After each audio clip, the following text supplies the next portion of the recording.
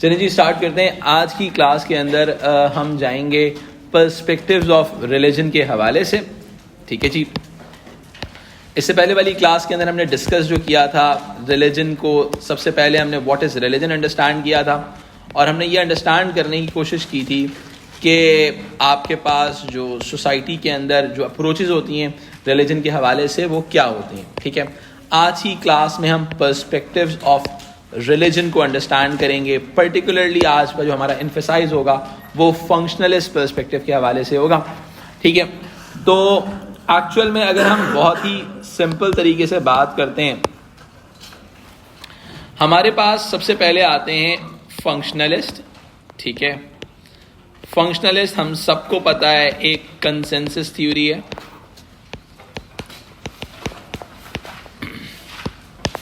Functionalism जो है actually एक कंसेंसस थ्योरी है, वो सपोर्ट करती है सोशल इंस्टीट्यूशंस को,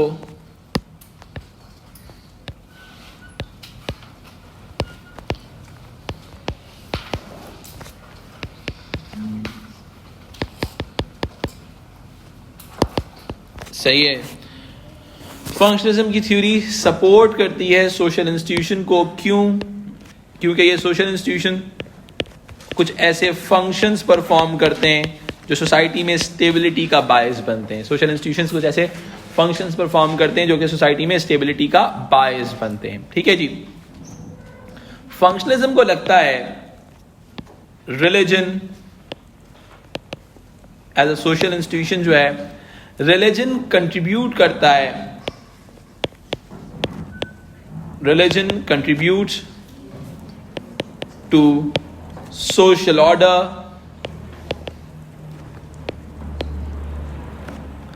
and social solidarity। यानी कि रिलीजन जो है सोशल ऑर्डर को मेंटेन करने के लिए और सोशल सॉलिडारिटी को डेवलप करने के लिए अपना रोल प्ले कर रहा होता है। एक बहुत ही सिंपल सी बात समझते हैं, सही है। Religion is a social institution जो कि फंक्शंस परफॉर्म कर रहा है, ऐसे फंक्शन जो कि सोसाइटी में ऑर्डर मेंटेन कर रहे हैं और सॉलिडारिटी मेंटेन कर रहे हैं। ठीक है, ये बात हम सबको समझ में यहां तक आती है। याद रखिएगा फंक्शनलिज्म जो है एक इंक्लूसिव अप्रोच है। क्या है बेटा? इंक्लूसिव डेफिनेशन ऑफ रिलीजन को सपोर्ट करती है। इंक्लूसिव अप्रोच या इंक्लूसिव डेफिनेशन ऑफ रिलीजन को सपोर्ट करती है। इनके नजदीक ये ज्यादा इंपॉर्टेंट है what it does for individual and society। यानी कि रिलीजन जो है वो कौन से फंक्शंस परफॉर्म करता है, किस चीज के लिए? एक इंडिविजुअल के लिए और सोसाइटी के लिए। ठीक है, अब एक्चुअल के अंदर बहुत ही सिंपल सी बात समझ में आती है। रिलीजन दरअसल करता क्या है? ठीक है, अब रिलीजन फंक्शंस बिल्ड करता है। ये फंक्शंस दरअसल क्या करते हैं? ये फंक्शंस क्रिएट करते हैं, प्रमोट करते हैं एंड मेंटेन करते हैं, मेंटेन करते हैं सोसाइटी की कल्चरल वैल्यूज को। अगर मैं आसान से अल्फाज में बोलूं ना कि फंक्शनिस्ट के नजदीक religion is more cultural rather than ideological. एक ऐसी कल्चरल एलिमेंट है जो सोसाइटी के अंदर ऑर्डर को मेंटेन करता है, सब लोगों को एक ऑब्जेक्टिव दे देता है and everyone is following that objective, everyone is following that particular objective. ठीक है जी। अब इनके नजदीक रिलीजन जो है, फंक्शनलिज्म के नजदीक रिलीजन एक कल्चरल इंस्टीट्यूशन का नाम है। किसका नाम है बेटा? Cultural institution.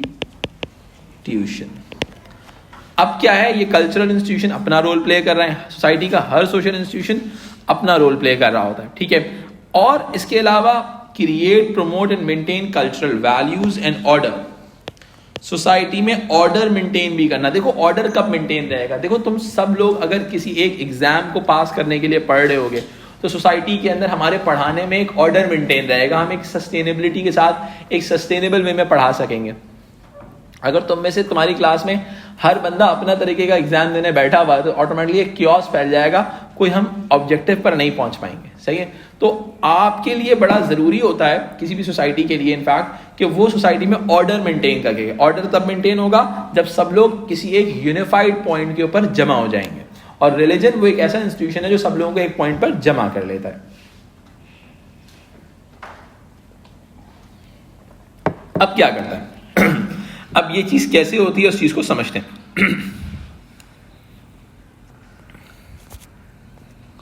अब फंक्शनलिज्म के नजदीक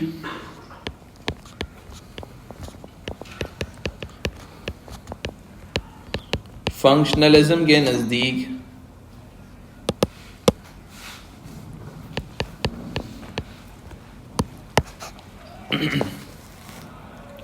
फंक्शनलिज्म के नजदीक क्या होता है, रिलीजन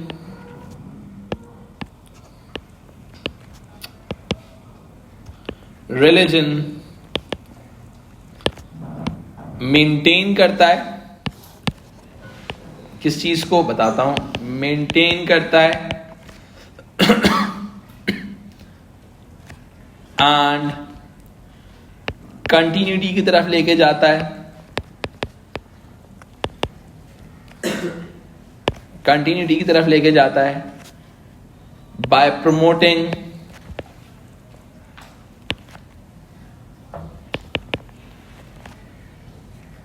एंड सपोर्टिंग। अब किस चीज को किया जा रहा है, सब चीजें कलेक्टिव कंसाइंस, सोसाइटी के कलेक्टिव कंसाइंस को सपोर्ट किया जा रहा है, प्रमोट किया जा रहा है, मेंटेन किया जा रहा है, उसमें कंटिन्यूटी लाई जा रही है, कलेक्टिव कंसाइंस। ये किस बला का नाम है, बहुत सारे लोगों का कॉन्सेप्ट यहां तक भी क्लियर नहीं होता है, यहां तक आप लोगों का ये कॉन्सेप्ट क्लियर होना मैंडेटरी है। ठीक है जी, आपको मैं समझाता हूं। कलेक्टिव कंसाइंस किस बला का नाम है, इस बात को समझिएगा। कहते हैं द शेयर्ड बिलीफ्स, ये इसमें होती क्या क्या चीजें। सही है। कलेक्टिव कंसाइंस यानी कि कलेक्टिव विल आप कह सकते हो ऑफ द सोसाइटी। ठीक है। This is all about the shared beliefs,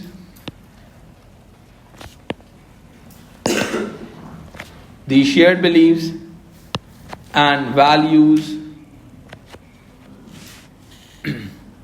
which bind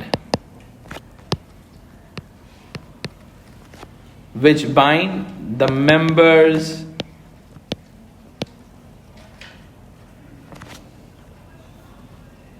of society। यानी कि सारे सोसाइटी के लोगों का एक कॉमन बिलीफ सिस्टम, एक कलेक्टिव कंसाइंस होगा। और अब क्या हो सकता है, religion could be that collective conscience. अब क्या होता है, ये एक यूनिटी ऑफ पॉपुलेशन का बायस बन सकता है। ठीक है। इंडिविजुअल सेंस ऑफ पर्सनालिटी जो होता है वो एक्चुअली कलेक्टिव कंसाइंस का पार्ट बन जाता है। यानी कि लेट्स सपोज, बहुत सिंपल सी बात है, सैफ भाई का एक बिलीव था, सर का एक बिलीव था, सर का एक बिलीव था, मैडम का एक बिलीव था, इन सबके पर्सनल बिलीव्स थे। ठीक है। और वो सारे बिलीव्स मिलके एक्चुअली मिल गए कहां पर, कलेक्टिव कंसाइंस के ऊपर। तो आप ये बात कह सकते हैं कि collective conscience is one of the primary functions of the religion, is one of the primary function of the,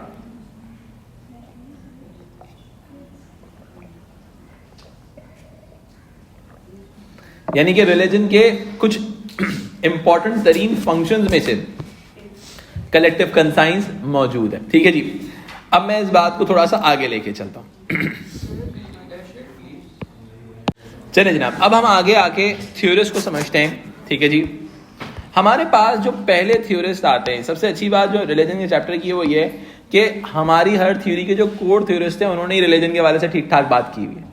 like Emil डर्कheim functionalism में आ गए, कार्ल मार्क्स मार्क्सिज्म में आ गए। तो हमारे पास काफी सारा कंटेंट है इन कोर थ्योरिस्ट के जानिब से भी। सबसे पहले हम डर्कheim को अंडरस्टैंड करते हैं। अब डर्कheim कहते हैं, there can be no society which does not feel the need of upholding and reaffirming at regular intervals the collective sentiments and the collective ideas which make its unity and personality. Now, this moral remarking cannot be achieved except by the means of reunions, assemblies, meetings, where the individuals being closely united to one another reaffirm to common in common their common sentiments. बहुत simple सी बात है। उनके नज़दीक किसी society का, अगर society के सारे लोग जमा होके अपने सिमिलर ख्यालात का किसी न किसी एक्टिविटी के थ्रू इजहार नहीं कर रहे, ठीक है, तो वो सोसाइटी के अंदर बड़ा प्रॉब्लम हो सकता है। बहुत सिंपल सी एग्जांपल देते हैं भाई। हमारे फंक्शनलिस्ट स्कूल असेंबलीज को सपोर्ट करते हैं। क्यों सपोर्ट करते हैं भाई? स्कूल के अंदर हम नेशनल एंथम पढ़ते हैं, हम सॉलिडारिटी शो कर रहे हैं, हम राइट, नज़्म ज़ब्त नजर आएगा, ठीक है। अब क्या हो रहा है कि दुनिया की किसी भी कंट्री के अंदर आपने कभी सोचा होगा बचपन के अंदर कि यार पाकिस्तान में है तो पाक सर ज़मीन पढ़ रहे हैं, इंडिया में है तो वंदे मातरम पढ़ रहे हैं, सही है। तो अब दुनिया का हर जो नेशनल एंथम होता है बड़ा खूबसूरत होता है, बड़ा डिफरेंट होता है, और इसकी वजह ये होती है कि ये जो पूरी सिनारियो बिल्ड होता है, एक्चुअली आप सॉलिडारिटी का इजहार कर रहे होते हो। आप सब बता रहे होते हो कि we are following this similar ideology, similar ideas. इसी तरह से बहुत सारे स्कूल्स के अपने अपने एंथम्स होते हैं। वो जो एंथम्स होते हैं वो रीअफर्म करते हैं आपकी पोजीशन को विद इन द सोसाइटी, आपकी पोजीशन को रीअफर्म करते हैं, because you are showing your sentiments that you are going to support this ideology, ठीक है।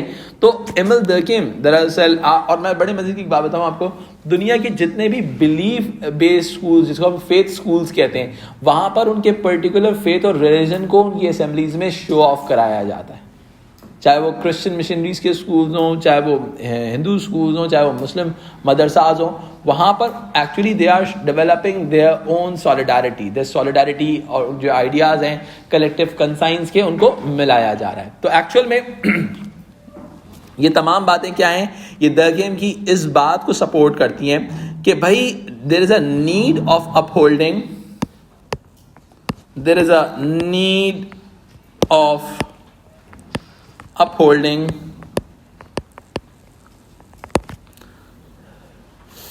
and reaffirming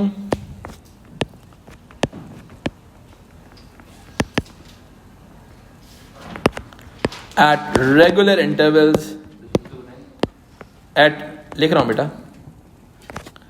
intervals यानी कि हर थोड़े दिन बाद, थोड़ी देर बाद उस खुदा की याद की ज़रूरत होती है, ठीक है। And collective the intervals, the collective sentiments, जो सोसाइटी के कलेक्टिव सेंटिमेंट्स हैं, कलेक्टिव विल है, उसको, उसका इजहार बहुत ज़रूरी है।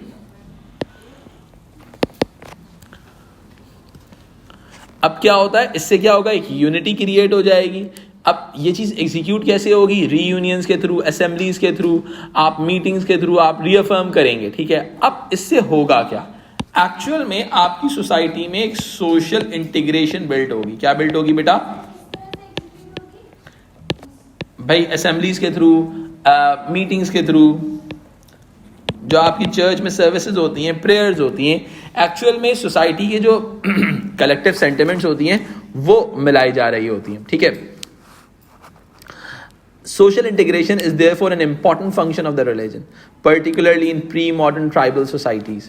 There is based on a practical religious mechanism such as collective ceremonies and services. यानी कि सब लोग एक जगह पे जमा होंगे और वो सर्विसेज को परफॉर्म करेंगे, ठीक है, नमाज पढ़ेंगे या जो भी एक्टिविटी करनी होगी, वो एक्चुअली बड़ी इंपॉर्टेंट पार्ट प्ले करती थी उनकी सोसाइटीज़ के अंदर।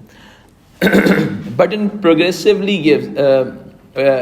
it progressively gives way to other forms of religious type practices, from support to shopping। यानी कि आज के दौर में क्या है, आपकी मर्जी है, आप किसी भी किस्म का रिलीजन को फॉलो कर सकते हो, लेकिन वो फंक्शन यही परफॉर्म कर रहा होगा सॉलिडारिटी का, आपको आपकी सोसाइटी के साथ मिला देगा।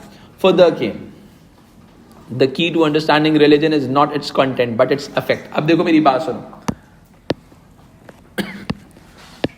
ये कहता है understand religion by its effect, not content। यानी कि हमने रिलीजन क्या लोगों को बता रहा है हमें इससे गर्ज नहीं है, लेकिन उसके कुछ भी बताने से सोसाइटी एक जगह पर जमा हो जाती है, ये इंपॉर्टेंट है।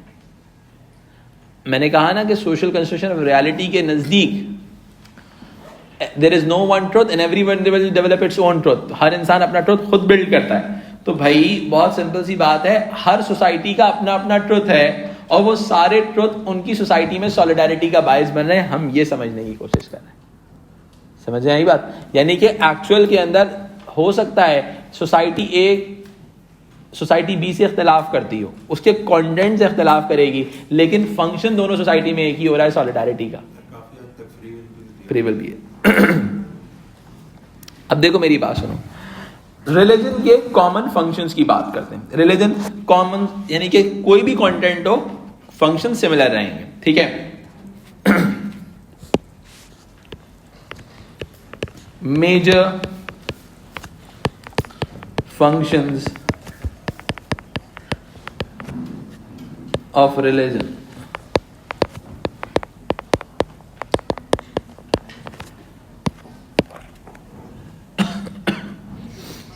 पहला, प्रोवाइडिंग कॉमन वैल्यूज,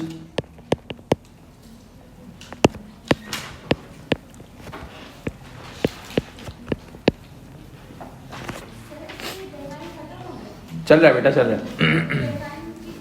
हाँ बेटा। फिर क्रिएटिंग सोशल सॉलिडारिटी,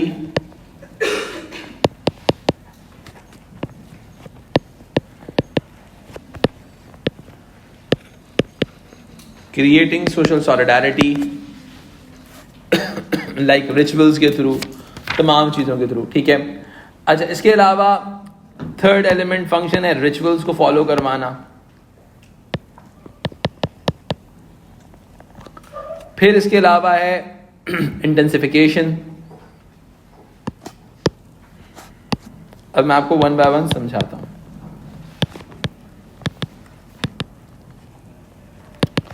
अब ये क्या क्या चीजें होती हैं भाई? Providing common values, a sense of shared beliefs and values is created by the following set of religious moral rules and codes. यानी कि आपको जो पर्टिकुलर चीजें फॉलो करनी थी, आपको बता दिया गया, you need to follow this thing, society automatically stable way में आगे बढ़ती रहेगी, ठीक है। फिर होता है क्रिएटिंग सोशल सॉलिडारिटी, यानी कि रिलीजियस सेरेमनीज। मैंने क्या कहा था, स्कूल के अंदर असेंबली हो रही थी, स्कूल में असेंबली हो रही थी। वो जो स्कूल में असेंबली हो रही थी, वो एक्चुअली क्या कर रही थी? वो सॉलिडारिटी बिल्ड कर रही थी। Religious ceremonies bring people together in situation where they put into the practice their shared norms, values and experiences. एक second. Thereby reinforcing social solidarity, different religious rituals and rites involve shared symbols and meanings. यानी कि अब Bible है, कुरान है, इस्लाम के कुछ science हैं, Christianity के कुछ साइंस हैं, वो एक्चुअली क्या शो कर रहे हैं? एक सॉलिडारिटी शो कर रहे हैं एक पॉइंट ऑफ व्यू के साथ। तो इसके बाद अगर हम बात करते हैं तो थर्ड फंक्शन है रिचुअल्स का। Rituals such as marriages and funerals play a significant role in marking important life transitions. In some form of Judaism, for example, the boys age 13, यानी कि वो simple C girls age 12 symbolize a religious rite of passage. Religious rite of passage का मतलब क्या होता है? जिसको हम बालिग होना कहते हैं, कि एक टाइम पीरियड है जिसके पास बच्चा वो काम कर सकता है, यानी कि जूडिज्म के अंदर, ज्यूज के अंदर ये चीज है। Intensification rites function to mark group occasions and involve expression of affirmation of common values. यानी कि आपकी कोई ईद आ गई, सही है, कोई रमजान आ गया, एक्चुअली क्या हुआ? इंटेंसिफिकेशन हो गया। उस टाइम के ऊपर आपने उन वैल्यूज पे ज्यादा इन्फोर्स करना शुरू कर दिया। अब आप ये जरूर कह सकते हैं कि शायद आपका मजहब दूसरे मजहब के साथ मुख्तलिफ है, उसका कंटेंट मुख्तलिफ है, लेकिन फंक्शंस दुनिया के हर रिलीजन एक ही तरह से दे रहे हैं। आपका सेक्ट, आपके आइडियाज शायद दूसरे के आइडियाज से मुख्तलिफ हो सकते हैं, बट उसके फंक्शन सिमिलर हैं, वो सोसाइटी पे इम्पैक्ट सिमिलर लेवल पे लेके आ रहे हैं। इसी वजह से दुनिया इतने सारे रिलीजन्स की मौजूदगी के बावजूद आज भी एग्जिस्ट करती है, वरना दुनिया खत्म हो जाती, क्योंकि दुनिया का हर रिलीजन इसी तरीके से लेके आता। अब देखो, दुनिया का कोई एक रिलीजन किसी और के रिलीजन में इंटरफेयर करेगा और अपने रिलीजन को बिल्कुल ठीक साबित करेगा, तो ये जो ऑर्डर मेंटेन हुआ है वो खत्म हो जाएगा। अब तुम सोचो, अगर किसी रिलीजन की ये एक वैल्यू क्रिएट हो जाए, we want to end all the other religion and we want to develop our religion, our sect, तो क्या होगा? तबाही फिर जाएगी। उस सोसाइटी के सारे लोग इस बात पे एग्री कर जाएंगे कि भाई हमें जो है we need to work on our religion और हमें दूसरे रिलीजन को खत्म करना है। तो काफी हद तक दुनिया के वो तमाम रिलीजियस आइडियाज और वो तमाम सोसाइटीज या वही फैशिस्ट लीडर्स जिनके आइडियाज एक्सट्रीमिज्म पर बेस करते थे और वो अपने आप को एक सुपीरियरिटी के तौर पर कंसिडर किया करते थे, चाहे वो जर्मन में हिटलर की आइडियोलॉजी हो जाए। मैंने आप लोगों को पहले आइडियोलॉजी से समझाया था ना कि आइडियोलॉजी दुनिया की वो चीज है अगर वो बिल्ड हो जाए, क्योंकि आइडियोलॉजी सब लोगों को एक जगह पे ले आती है, और अगर वही आइडियोलॉजी ही गलत हो तो बड़ी खतरनाक चीज हो जाती है। वो एक आइडियोलॉजी अगर वायलेंस की बात करती हो, आइडियोलॉजी अगर सोसाइटी में डिसरप्शन की बात करती हो, इन्वेजन की बात करती हो तो भाई ये तो फिर मसले मसाइल पैदा हो जाते हैं। तो सोसाइटी के अंदर प्रमोशन ऑफ आइडियोलॉजी बहुत देख के करना होता है। अगर किसी एक सोसाइटी के अंदर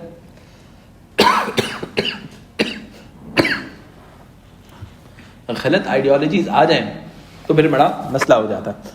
फिर आगे बढ़ते हैं।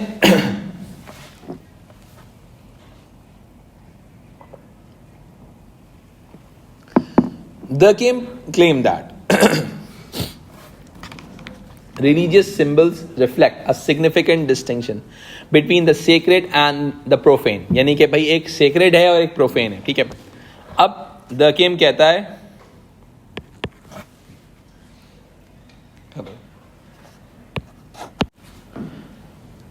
कहता है कि भाई आपके रिलीजियस सिंबल्स जो होते हैं ना वो एक्चुअल के अंदर सेक्रेड और प्रोफेन में डिफरेंसेस लेके आते हैं, सही है।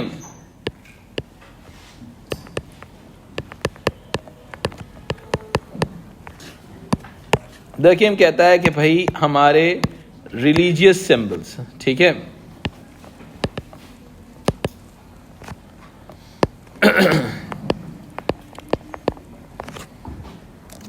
अब क्या होता है ये डिस्टिंक्शन क्रिएट करते हैं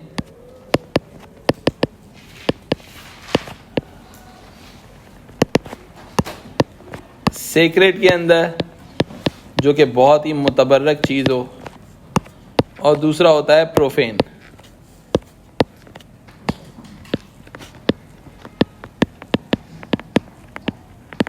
ठीक है जी। अब सेक्रेट क्या होता है? स्पेशल, और प्रोफेन का मतलब everyday. They could be objects such as book, animal, ceremonies such as wedding, और places such as the home of prophet. Their function was simply to develop the shared values, the fundamental things on which people could agree, drawing them together in the society। यानी society को सब एक तरह से जमा कर लेते हैं। अब क्या होता है, ये जो सेक्रेड और प्रोफेन होते हैं, ये जो सेक्रेड और प्रोफेन के आइडियाज़ होते हैं, ये एक्चुअल में सोसाइटी के अंदर सोर्स ऑफ आइडेंटिटी देते हैं। हर सोसाइटी की आइडेंटिटी जो है उसके सेक्रेड या प्रोफेन चीज़ों के साथ होती है। आम एवरीडे सोर्स ऑफ आइडेंटिटी होती है। फिर हमारे पास क्या मिलता है, हमें सर्वाइवल ऑफ द वैल्यूज होता है।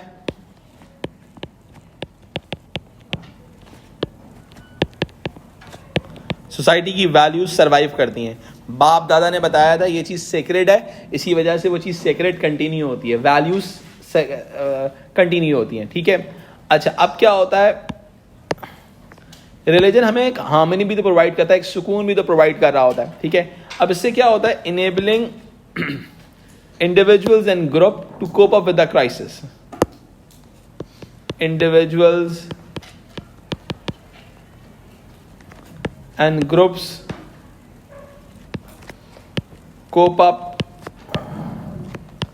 With the crisis. यानी कि आपको लगता है इस सेक्रेट चीज की वजह से मैं बच जाऊंगा, और आप अगर बच भी जाते हैं तो ऑटोमेटिकली आपका उस पर यकीन और बढ़ जाता है। आप सॉलिडारिटी और कलेक्टिव कंसाइंस पे और बिलीव करना शुरू हो जाते हैं। देखें, याद रखिएगा, फंक्शनलिस्ट रिलीजन को उसके फंक्शन से याद रखते हैं, ठीक है।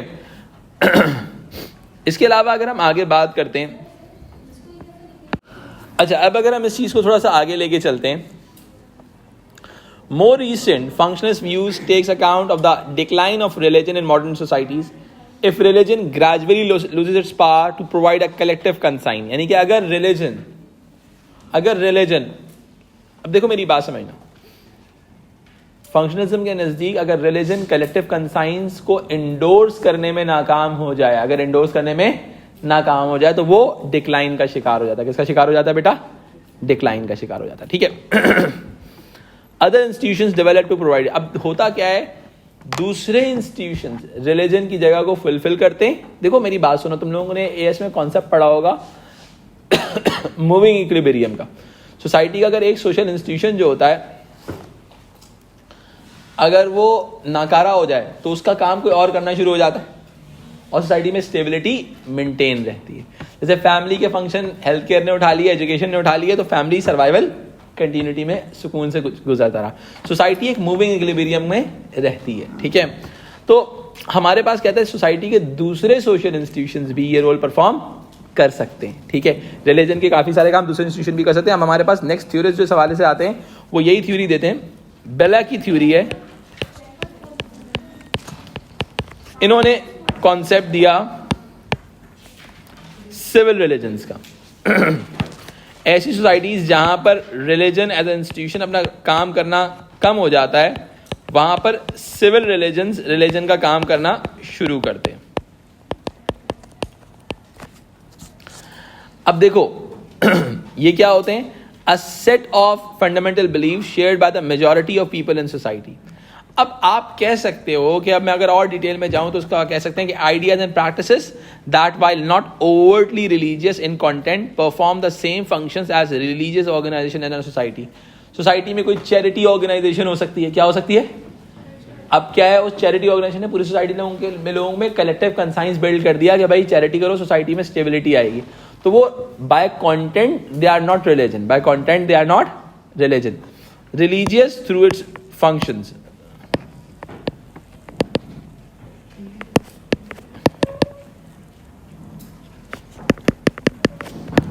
रिलीजियस थ्रू इट्स फंक्शंस, ठीक है, रिलीजियस होती है इसके फंक्शंस के through.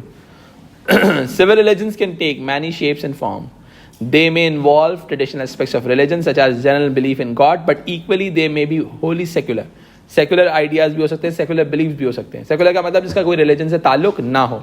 They may be overtly religious, overtly secular और combination of two। यानी कि देखो मेरी बात सुनो, civil religion खुल्लम खुल्ला religious भी हो सकते हैं, overtly religious, overtly secular। अब लाइक एग्जाम्पल है इंडस हॉस्पिटल की। इंडस हॉस्पिटल जो है एक नॉन रिलीजियस ऑर्गेनाइजेशन है जो कि हॉस्पिटल्स प्रोवाइड करती है, लेकिन चैरिटी हॉस्पिटल है। तो सोसाइटी में जो रिलीजन का पार्ट था कि चैरिटी देने वाला, पहले क्या था सोसाइटी के अंदर रिलीजन बोलता था चैरिटी दो, ऐसा ही है। अब वो काम दूसरे इंस्टीट्यूशन ने ले लिया है। समझ में आई बात?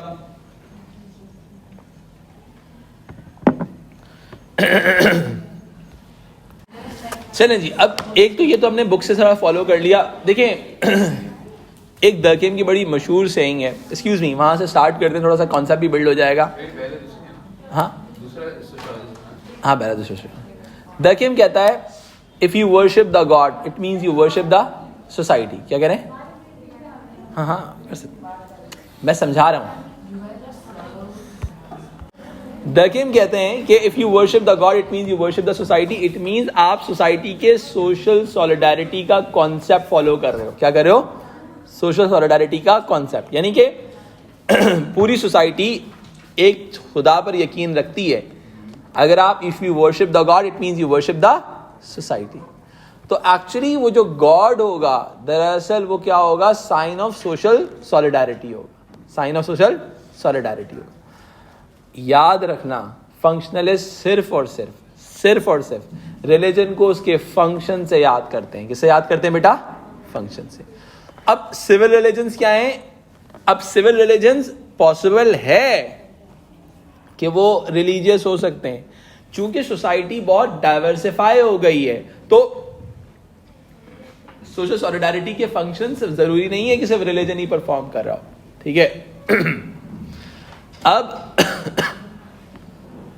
ऐसा पॉसिबल है कि दूसरे सोशल इंस्टीट्यूशन भी उसका काम कर दें। Loss of function. ठीक है। There has also been a greater emphasis on the idea of dysfunctions. Religion is not automatically and inevitably conflict. Some American Christian fundamentalist groups, for example, are violently opposed to abortion, as Bruce observed that. Social scientists have long been aware of the role of religion as social cement, shared rituals and shared beliefs that bind people together. What is not so often noted in the idea that religion is often divides one group from another. यानी कि Bruce कहता है कि भाई